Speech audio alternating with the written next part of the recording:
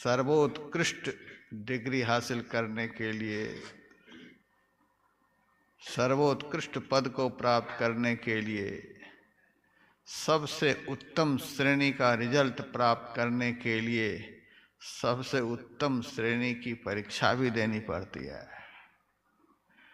उसी परीक्षा के काल में भक्त लोग डामाडोल होने लग जाते हैं, इधर उधर भागने लग जाते हैं। यहाँ से काम नहीं होगा, वहाँ से काम नहीं होगा, अब वहाँ चलो, अब वहाँ चलो, अब वहाँ चलो। यदि डामाडोल नहीं हुए तो परीक्षा कैसी भी क्यों न हो, मेरा विश्वास है रिजल्ट देने वाले भी वही हैं, परीक्षा लेने वाले भी वही हैं, और परीक्षा में पास कराने की ताकत भी देने वाले वही हैं। हमें तो धैर्यवान होकर परीक्षा में उत्तीर्ण होने के लिए लगे रहना है। हमारे गुरुदेव के वचन में आया है, गुरु पूरा हो, शिष्य धीरा हो, तो वह हीरा पावेगा। यज्ञ नारायण भगवान ने कहा, जो वशिष्ठ कछु हृदय विचारा, सकल काज भा सिद्ध तुम्हारा। मैं तुम्हारे कार्य को सिद्ध करने के लिए प्रकट नहीं हुआ हूं, उन्होंने मुझे प्रकट किया है, तुम्हारे गुरु ने मुझे तुम्हारे लिए प्रकट किया है। उनकी संकल्प शक्ति ने हमें प्रकट किया है। और जिस शिष्य के ऊपर सद्गुरु प्रसन्न हो गए हैं, उस शिष्य का कार्य कभी अधूरा नहीं रह सकता। सकल काज भा सिद्ध तुम्हारा, तुम्हारा सब काम सिद्ध हो गया।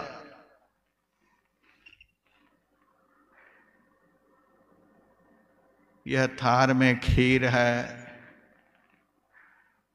अपनी रानी को खिला देना। जैसा पुत्र देने का विचार है तुम्हारे गुरुदेव को, ऐसा पुत्र इस खीर से प्राप्त होंगे। हलवा लेकर भी भगवान प्रकट हो सकते थे, मालपुआ लेकर भी प्रकट हो सकते थे। आज तो यहाँ नाश्ता में कचौरी भी बनी थी, वह भी लेकर प्रकट हो सकते थे। इन सब चीजों से ब्रह्म प्रकट नहीं होते हैं, खीर लेकर प्रकट हुए। यह बहुत रहस्यात्मक विषय है। खीर में 3 चीजें मुख्य रूप से पड़ती हैं, दूध, चावल और चीनी। 3 में से एक की भी कमी रहे तो खीर नहीं बन सकती। अखरोट, बादाम आदि देते हैं, यह तो जीव के स्वाद को बढ़ाने के लिए। बाकी खीर बनती है इन्हीं 3 चीजों से।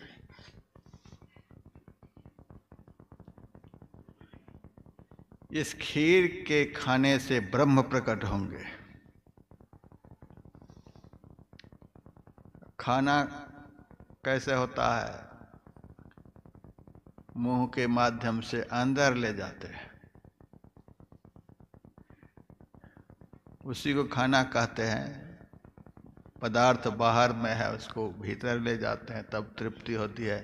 खीर को माथे पर रख लेंगे तो पेट नहीं भरेगा, जेब में रख लेंगे तो भी पेट नहीं भरेगा। पूरे शरीर में लिपाई कर लीजिए खीर की, उससे भी पेट भरने को नहीं। इसे खिला देना, यह जब भीतर में जाएगी तब ब्रह्म प्रकट होगा।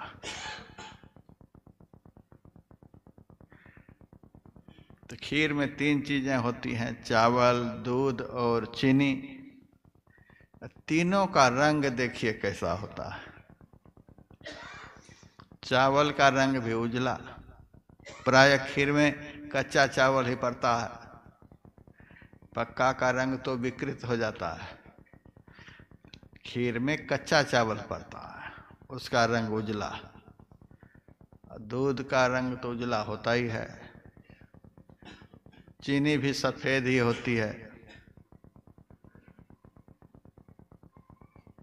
तीनों का रंग उजला।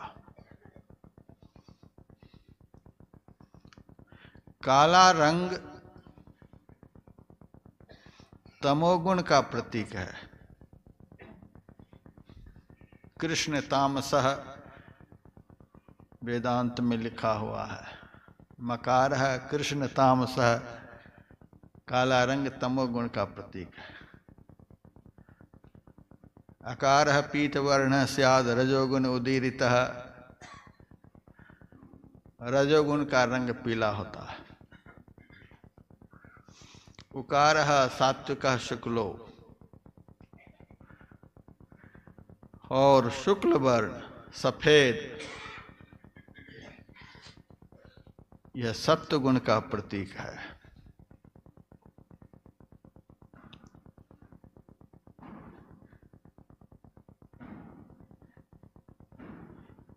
दूध विशुद्ध ज्ञान का प्रतीक है। दूध को विशुद्ध ज्ञान समझना चाहिए। चावल जो है वह विशुद्ध योग का प्रतीक है। योग का अर्थ होता है जोड़ना।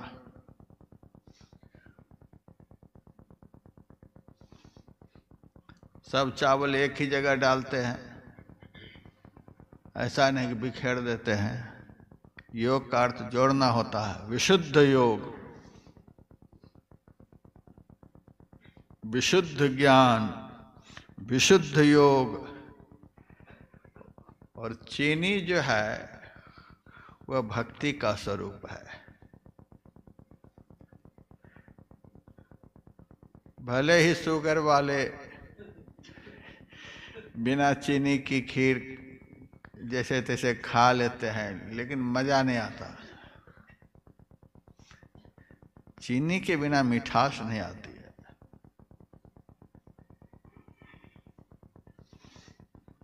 मधुरता, यह भक्ति का स्वरूप है। विशुद्ध भक्ति, यही चीनी है। विशुद्ध ज्ञान, विशुद्ध भक्ति, विशुद्ध योग, यह जब हृदय में विराजमान होते हैं तब विशुद्धतम परमात्मा प्रकट होते हैं। केवल विशुद्ध ज्ञान की बात हो, बात ऊपर ही ऊपर हवा की तरह बहती रहे सो नहीं। केवल योग की बात हो, केवल भक्ति की बात हो तो ब्रह्म प्रकट नहीं हो सकते। इसका हृदयंगम होना चाहिए। ये तीनों हृदय में प्रवेश करे, अंदर में प्रवेश करे।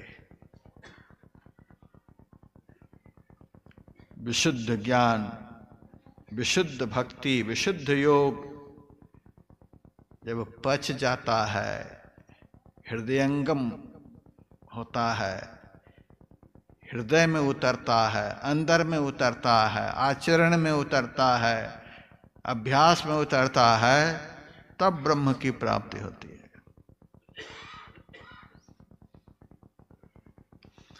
आजकल कथा होती है, यज्ञनारायण भगवान खीर लेकर प्रकट हुए, खीर खिला दिए, भगवान प्रकट हो गए। ऐसे खीर खिलाने से भगवान प्रकट हो जाए तो हम लोग तो रोज भोग लगा रहे हैं, अब तक भगवान प्रकट नहीं हुए। इसको भीतर ले जाना है। विशुद्ध ज्ञान, ज्ञान तो हो लेकिन ज्ञान में विशुद्धता हो, दिखावा नहीं। विशुद्ध ज्ञान हो, निर्मल ज्ञान हो।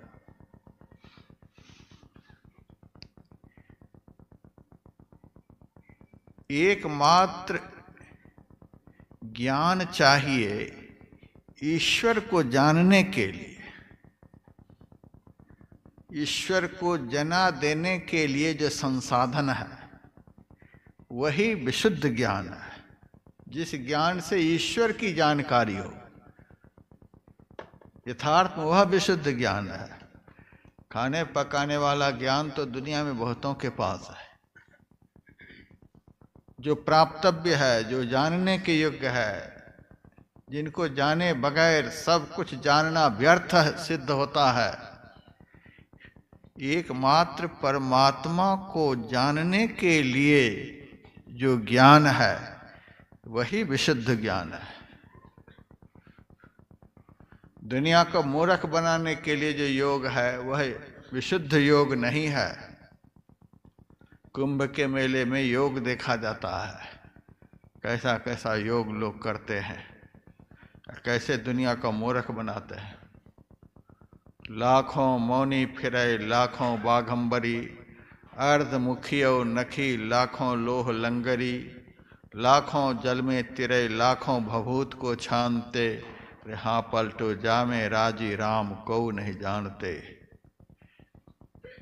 ब्रह्म से मिलने के लिए जो क्रिया है, जिस क्रिया के करने से आत्मा और परमात्मा का मिलन होता है, वह क्रिया परमात्मा से मिलने का प्रयास। दुनिया में और किसी से मिलने की कोई बात नहीं, एकमात्र परमात्मा से मिलने की चाह, यही असली योग है। जिनसे मिलने के बाद और किसी से मिलने की आवश्यकता नहीं रह जाती है। एकमात्र परमात्मा से मिलने की चाह, यह विशुद्ध योग है। और उस परमात्मा से मिलने के लिए जो अंतर्मुखी यात्रा है वही विशुद्ध भक्ति है। गुरु महाराज कहते थे, ज्ञान का अर्थ होता है जानना, योग का अर्थ होता है मिलना, और भक्ति का अर्थ है मिलने के लिए अंदर ही अंदर चलना।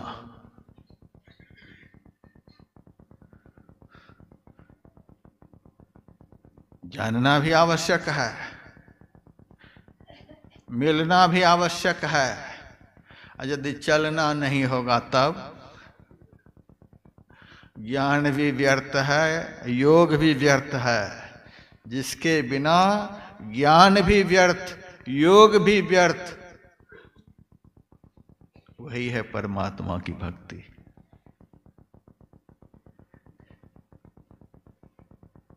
जैसे चीनी के बिना खीर में स्वाद नहीं आता,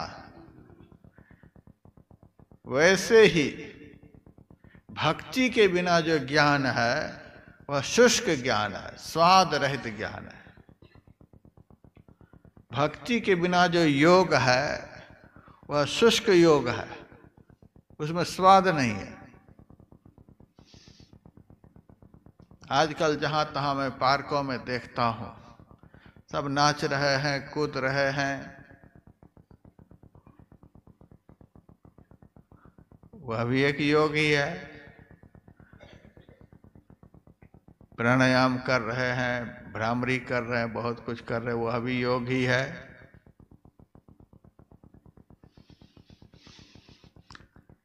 नारी शोधन कर रहे हैं, चक्र भेदन कर रहे हैं, वह भी योग ही है। लेकिन बिना भक्ति के योग वह शुष्क योग है, उससे परमात्मा प्राप्ति नहीं हो सकती। भक्ति के बिना जो ज्ञान है उससे परमात्मा की प्राप्ति नहीं हो सकती।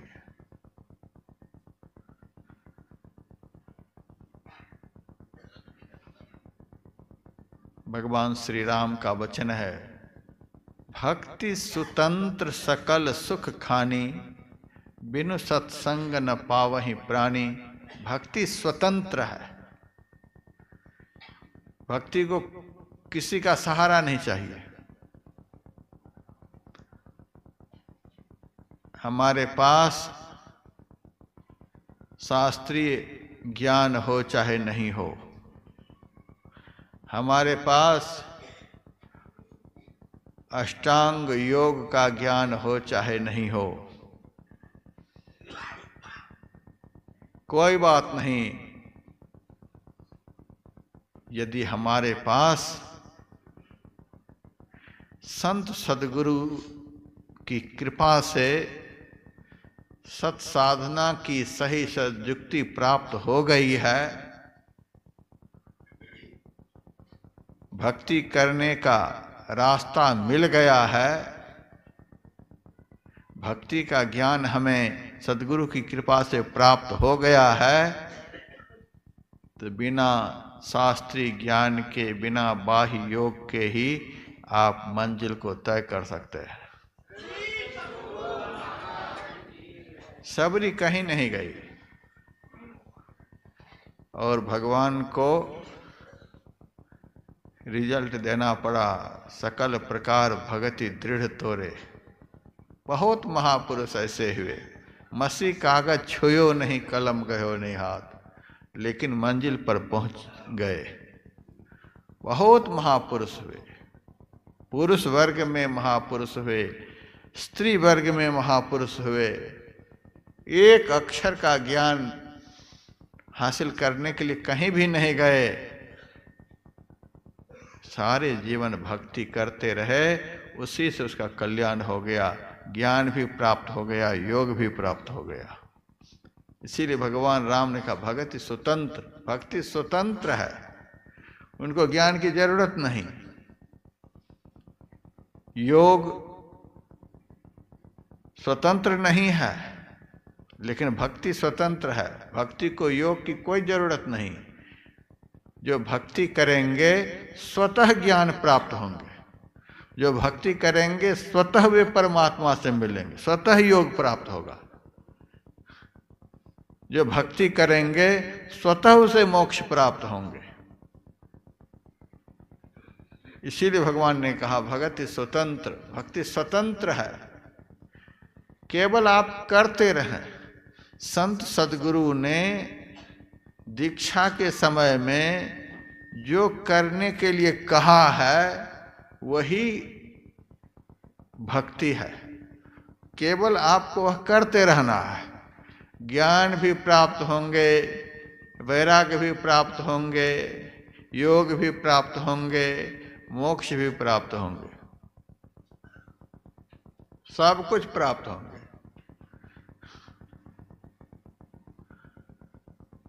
ज्ञान बहुत है और उस ज्ञान के साथ भक्ति नहीं है तो परमात्मा प्राप्ति नहीं हो सकती। योग का साधन करें, यदि उसके साथ भक्ति नहीं है तो आपका कल्याण नहीं होगा। यही भक्ति की महिमा है। भगति स्वतंत्र सकल सुख खानी।